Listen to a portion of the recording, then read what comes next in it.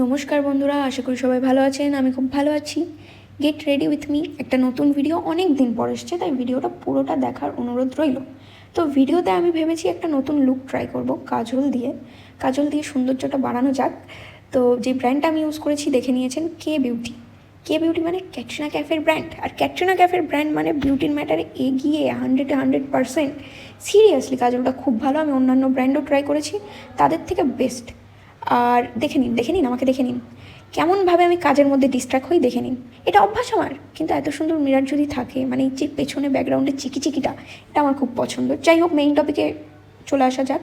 Main topic হচ্ছে কাজলটা কি চোখের সৌন্দর্য বাড়ালো না কমালো, কমেন্টে কিন্তু জানাতে হবে। আর যদি হাতে ব্যথা থাকে আর না জানাতে পারেন, কিচ্ছু করার নেই। আমার ভিডিও তো আমাকে বানাতেই হবে, কারণ আমি একটা ক্রিয়েটার হওয়ার ট্রাই করছি। সো ভিডিও আমার দিতেই হবে। যদি আপনারা পাশে থাকেন, ভালোবাসা দেখান, ভালো লাগবে, এই যা। যাই হোক, দেখুন চোখটাকে কিন্তু ঘুরিয়ে ঘুরিয়ে আমি দেখিয়ে দিচ্ছি যে কেমন লাগছে। ঠিক চোখের সৌন্দর্যটা বাড়লো না কি, ঠিক একদম এক্সপ্রেশনগুলো দিয়ে চোখটাকে অন্যদিকে তাকিয়ে একদম চোখের আপ ডাউনে কেমন লাগছে দেখিয়ে দিয়েছি। প্রথমে আমি ভাবছিলাম একটা নিউড শেডের লিপস্টিক পরবো, কেমন লাগে।